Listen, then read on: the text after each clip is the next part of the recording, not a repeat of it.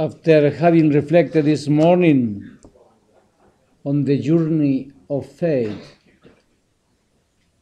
and having said that there is no real faith without a true encounter with Christ that comes to fill our life with meaning, to provoke a capsizing of our order of values, and giving her a new horizon. This afternoon, I would like to share with you a lecture on the text of Mark 3:13-18, which is the vocation to intimacy with the Lord, and at the same time, the passion for His kingdom. And that means that Christian life moves among two imperatives. Come. This is the first one, come. And the last one is go out. You remember that after before the ascension, Jesus said to his disciples, go out till the last corner of the world. And that means that Christian life moves among these two imperatives. Come. Come to what? It's exactly what the text of Mark tells us. He calls us to be with Him, to be His companions. Maybe you know that this is the original source of the name of company of Jesus. When St. Ignace of Loyola and his companions were looking for a programmatic text from the Gospel, they reflected exactly upon this text. They called him to be with Him, to be His companions, to be the companions of Jesus. And my dear brothers and sisters, we need to take seriously our vocation to be friends of Jesus, to live in the intimacy with the Lord. Because without this element, we will never be real apostles. We will make a lot of things. We could reduce the church just to be an NGO, doing a lot of things, even religious things, but that is not the church. It's just an organization of pious services, but not the church. So for that reason, we need to try to go through this text to understand much better what it means. For that reason, I am going to read the text. Jesus now went up into the hills and summoned those He wanted. Those He wanted. That means that it is not enough to be an admirer of Jesus. It is not enough to follow Jesus. We need to be summoned, called by name. And He appointed 12. They were to be His companions. And this is the first vocation, to be companions of Jesus, to live in the intimacy with the Lord. And for that reason, I am very glad that afterwards we will have here the moment of adoration. Because when you are in love, you want to be with the person you love. You want to know the other person much more, to identify with the other person. and to be sent out to preach with power to cast out devils. The second element, to be sent out, to share his passion for the salvation of the humanity. That means that faith is never something just for the personal use. And so he appointed the 12. Simon, to whom he gave the name Peter, James, the son of Zebedee, and John, the brother of James, to whom he gave the name Boanerges, or sons of thunder. Then Andrew, Philip, Bartholomew, Matthew, Thomas, James, the son of Alphaeus, Thaddeus, Simon the Zealot, and Judas, the man who was to betray him. So, having disciples was the most evident result of Jesus' ministry in Galilee.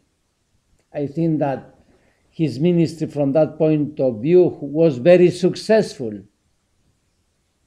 because it's a very stylistic way in which the Gospels tells us about the call of the disciples. I think the things were much more complicated. I think the Gospel of John is much more faithful to what happened. Maybe some of them belonged before to the school of John the Baptist. You remember the chapter 1 of the Gospel of John. But anyway, it seems that Jesus was very successful starting the ministry, preaching the closeness of the kingdom of God, inviting to the conversion, and that means really to welcome him and his gospel, and at the same time to call some of the people. And I need to say that they came from the more disadvantaged social classes: fishermen, publicans, probably also Galilean craftsmen and peasants, including political activists, the zealots. The only ones you could exclude from this first group were those from the ruling classes and Gentiles. Jesus, I need to say, had more sympathizers than followers. Now, like yesterday. There are many people that say, Jesus, yes. Church, absolutely not. I mean, Jesus is okay, but with no commitment on our part to nothing else. Jesus had fewer apostles than disciples. Many following him. Very few were his apostles. He has conversion, radical faith of all of them. However, he did not call everyone, nor did he send out preaching all whom he had called. From among his followers, he chose a smaller group, a dozen, for a twofold purpose: to remain with him and to be sent to preach in his stead and with his powers. The first objective, fellowship, was something they had to achieve immediately. And that means that the first thing we need to cultivate is the intimacy with the Lord. And from that point of view, the chapter 15 of the Gospel of John is very clear. You have not chosen me. It's me that I have chosen you. I don't want you to be servants. I want you to be friends. And that means that the first vocation is to be friends. And Jesus said, why? Because the servants do not know exactly what the master thinks or wants. Instead, if you are a friend, you share your mind, your heart, your life. So the first element, I want you to be friends, no servants. That means that Jesus doesn't call us to help him to build churches from the material point of view, but to build the church, which is a very different thing. He calls us to help him to try to implant and to develop the kingdom of God. But in order to do that, what do you need to have? You need to have the mind of Christ. Why? Because our vocation is try to conform our life completely to Christ. And this is possible when you are able to look at the world with the same gaze of Christ. And it is not easy, but you can do it if you have the mind of Christ. It's very interesting when Paul, in the first letter to the Corinthians, chapter 1, verses 18 to chapter 2, verses 16, says that the Lord has not called the most intelligent people, not even from the social point of view, not the nobles, not the rich men, but those who are considered nothing, because he wanted exactly to capsize our way of thinking, our worldly way of thinking. And he says, for that reason, it's quite difficult to understand the logic of the cross. How you can say that a crucified could be God is completely opposite to the way we think of God. We think of God as someone who is powerful, but in the cross, he reveals himself as powerless. Absolutely. According to our way of thinking, we think that God, it could be very, very logic, but the cross is nothing logic. It's very paradoxical. Blessed are those who cry, who are poor, who suffer a lot of things. For that reason I say it's a capsizing of our order of values. Well, so how you can do your confession of the crucified as the Son of God, as God himself? Paul says, because we have the mind of Christ. We have on us to Christou, the way of thinking of Christ. But it is not enough. We need to love with the heart of Christ. And for that reason, Paul, in the letter to the Romans, in the chapter 5, verse 8, he says that the Lord has poured out his Spirit, his love in our hearts.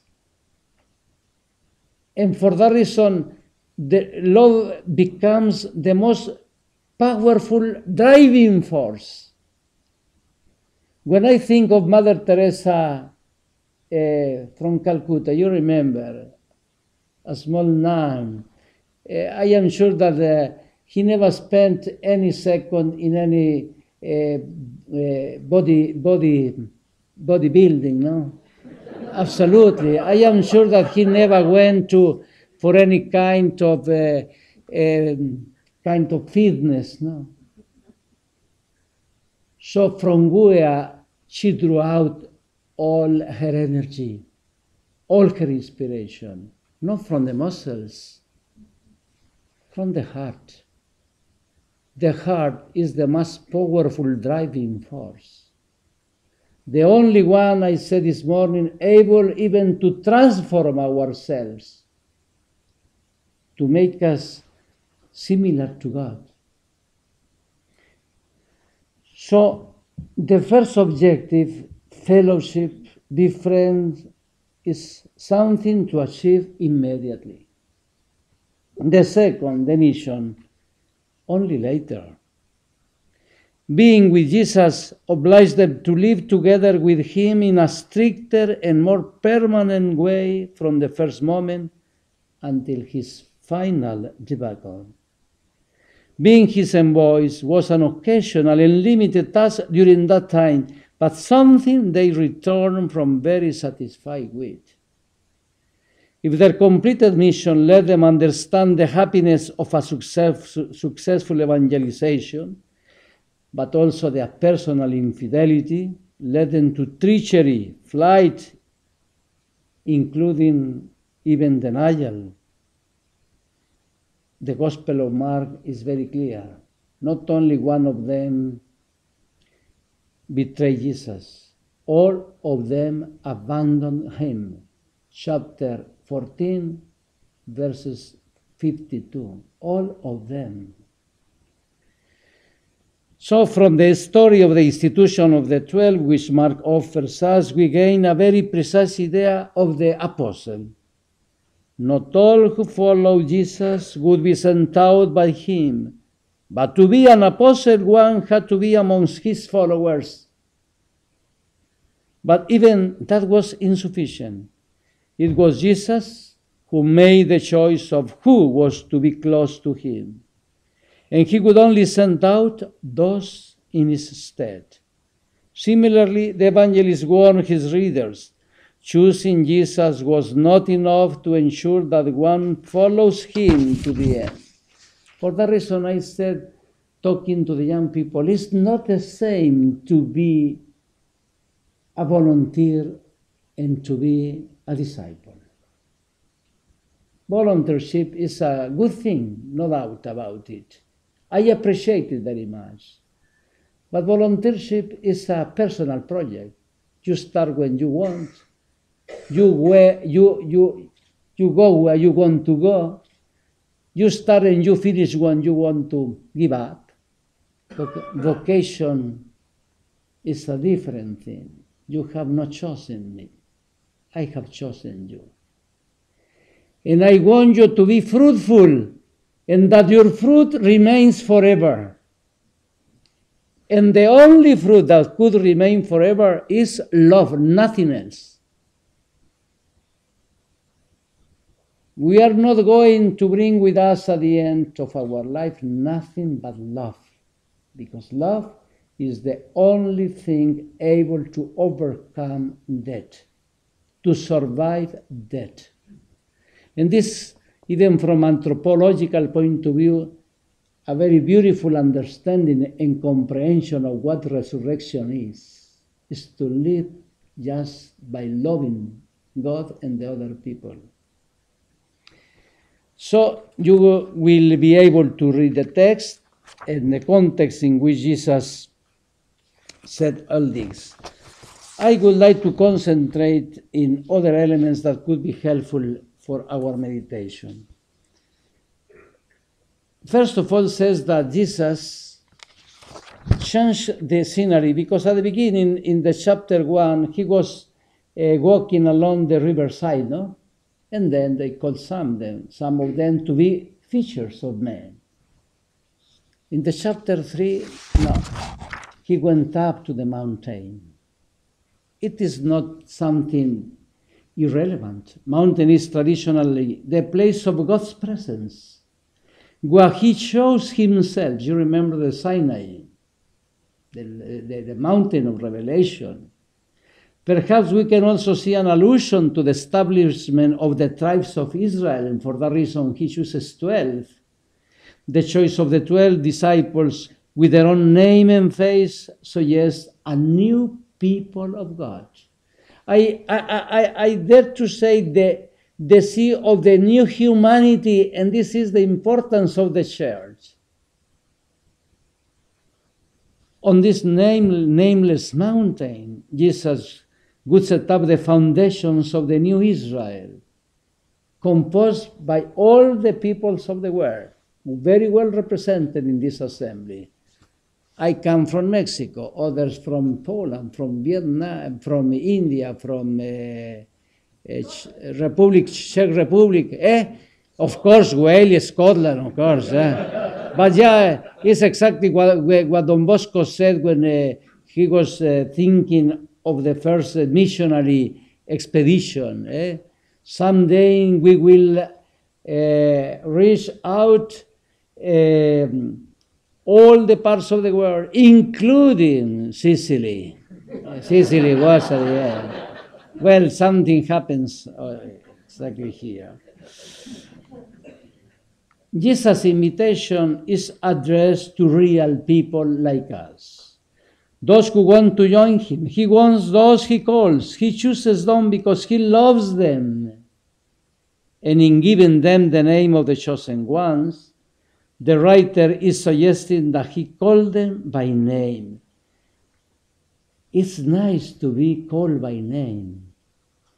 You have experienced maybe sometimes when you are walking by the street and suddenly someone greets you, "Hey, Pascual, how are you?" I remember during the World Youth Day, in Madrid, imagine, millions of people, and just descending the stairs, the metro, one of the stations of metro, Pascual, when you feel you are called by your name. You are not an anonymous person. You are not a part of the statistics. You are a person. And it's so, because before any vocation, there is the Lord that has fixed his gaze on us. He has loved us, he has called us, and he has also sent us. As my Father has loved me, I love you. As the Father sends me, I send you. So that means that our communion and our mission are, how can I say, a prolongation of the communion and the mission of God Himself. On Jesus' part, the one chosen is the one He desires. On the part of those chosen, they will call by name. And furthermore, for the first three, just this, He adds a new name. Even if the text offers no reason, the reader from Semitic culture would understand this without difficulty, because the call creates a new person. Creates a new person. For example, in the years past, not now, when a Salesian used to make the first profession, at that moment took another name, no more. But in the past, it happened so. To say that you really are a new person, like the Pope, no? His name is Jorge Mario. He wants to be called Francis. He wants to be a new person. He feels that this is a new call in his life, and that his call is also linked to a new way of living and thinking, confers new meaning on his existence. And the reaction of those called can be none other than to go up the mountain where Jesus is with him. There is nothing to be done now down on the plain where the people throng and seek him out. The call to intimacy with the Lord does not belong to the group of those who are looking for him out for their own interests. Those who have him as a companion do not need to go looking for him. Fellowships comes before mission. Companionship precedes preaching. It is best preparation, his bread, his red, his tiredness, his dreams, Before the gospel can be on their lips and in their hands, they will have had it in their ears and in their hearts. Jesus has not entrusted things to those who have not committed their lives. Thus, Jesus' first friends will be his first apostles. They can be at his level while they are preaching the kingdom because they were the first companion whom Jesus found when he was preaching the kingdom. And since Jesus has entrusted his message to them and his power, he sends them out to preach. They will do what he did, as he did it, with his same authority. Where those he sends go out to preach, demons will have no future. And so their preaching may be true. They exercise taking Jesus' place with his delegated authority, freeing from evil, like proclaiming the kingdom is part of the sending. For that reason, I say that the first we can offer to the people is Jesus and his gospel. I used to say that Jesus is a right of all human being persons. It's a right. And we cannot deprive them. We cannot impose them. But we cannot deprive them. For that reason, we need to feel the urgency to preach. To be, first of all, his witnesses, very credible, his disciples, very faithful, his apostles, very courageous. What is very interesting is that those chosen by Jesus were very normal human beings, like us. Each of those chosen had his own name, and we suppose also his previous history. Each has the same origin, being loved by Jesus, and his dream for each one he has chosen has the same future. It would seem then as if each one would have an identical relationship with the Master. However, the list of the chosen identifies better with the first three, those where it mentions a change of name, and the last, the traitor. The first to be named, the first to be called is Simon.